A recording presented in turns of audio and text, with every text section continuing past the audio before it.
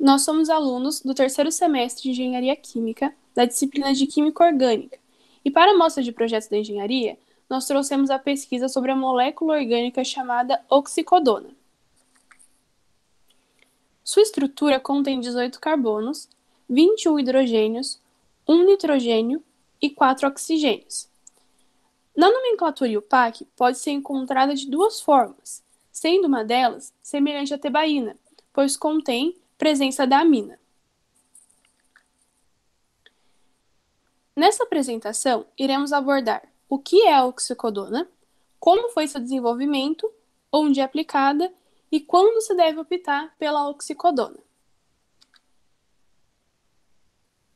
O que é a oxicodona? Ela é nada mais do que um narcótico, é um alcaloide, então ele é extraído de plantas, como a maioria dos alcaloides. Então é 100% natural, devido à sua origem, com característica amarga.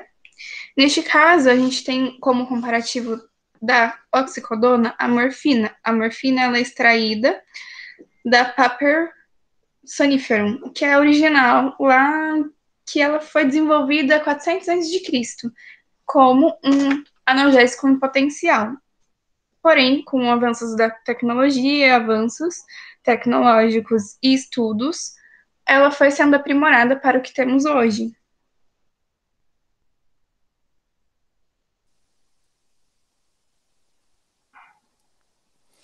A oxicodona foi desenvolvida nos anos de 1916 pelos pesquisadores alemães Martin Freud e Edmund Speyer, no intuito de substituir a heroína por um composto não tão viciante e com menos dependência.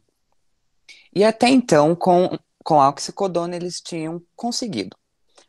O primeiro estudo clínico foi documentado em 1917, porém só foi comercializado pela primeira vez nos Estados Unidos em maio de 1939, pelas empresas farmacêuticas Eucodal e Dinacom. A aplicação desses remédios e dos alcaloides pode ser dado em três tipos de dores, com subclassificações como a nociceptiva, a neuropática e a psicogênia.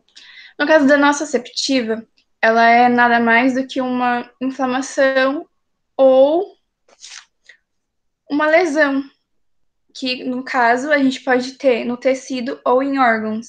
No caso dos tecidos, pode ser classificado as queimaduras como térmica, a mecânica como os cortes e lacerações, e um erro que a maioria das pessoas comete com relação ao químico, que é quando faz um corte ou um machucado e coloca álcool por cima. Isso acaba ferindo mais ainda o tecido.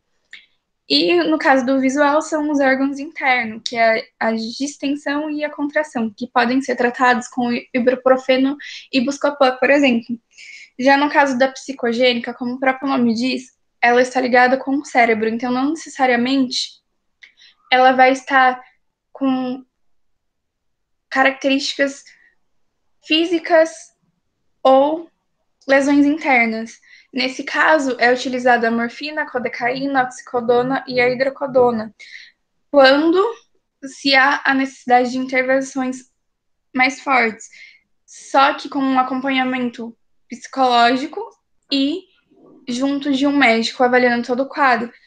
Então, não é muito comum neste caso. Agora, na neuropática, ela é extremamente comum, pois se trata de lesões como na esclerose e lesões na medula, não só no caso dos idosos de osteoporose, mas também no caso de pessoas que fazem radioterapia ou que têm alguma doença terminal.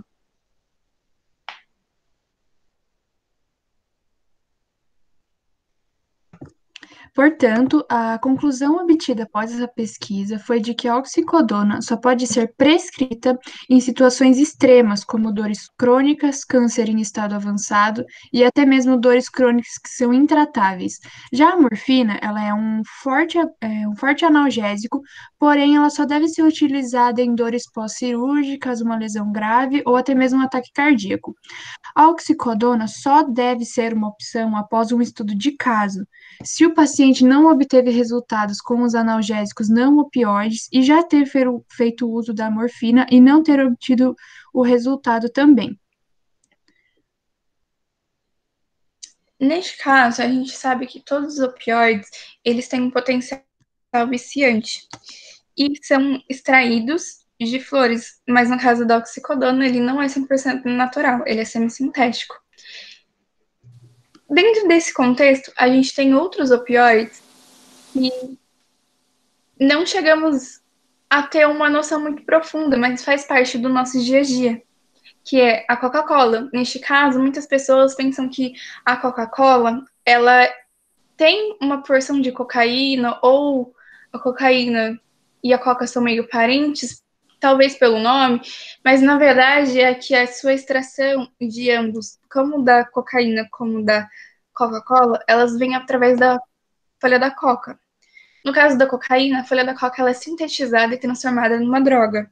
Já na Coca-Cola, ela é a folha de coca, ela é misturada diretamente com água gaseificada. Então, por isso que quem costuma beber muito refrigerante, a coca tem um potencial mais viciante. Então, tipo, quanto mais você toma, mais coca você quer.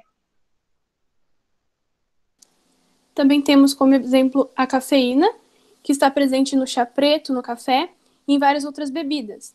E ela tem ação diretamente com o sistema nervoso central, é um opioide de característica amarga, e quando o uso é extremo, causa vício. E se o organismo não receber mais o estímulo, cria-se um quadro de abstinência, pois se torna uma característica necessária para o organismo.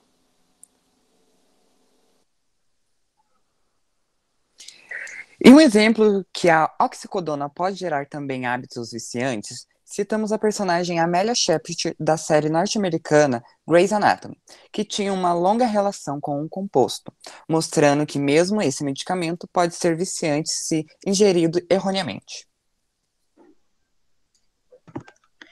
Um outro exemplo também é o tabaco e a nicotina. A nicotina ela é extraída das folhas do tabaco e que podem ser mascadas ou até mesmo são usadas para produzir o fumo que está presente nos cigarros. Ela tem a característica amarga dos alcaloides e quando ocorre a ausência do uso do tabaco, causa abstinência, que pode gerar os efeitos colaterais, como a dificuldade de concentração, a ansiedade, a alteração do sono, dor de cabeça e também a fácil irritabilidade. Então, quando a gente está com uma dor, não é simplesmente só tomar um remédio. Devemos ter a ciência de que estamos colocando em risco a nossa saúde e, além disso, quando você tem uma doença degenerativa, como no caso de um Alzheimer, no caso da psicogênia, e você for tomar qualquer medicamento que não seja prescrição médica, você pode estar agredindo mais ainda o seu cérebro e agravando, porque uma degeneração é uma parte do seu cérebro parando de funcionar aos poucos.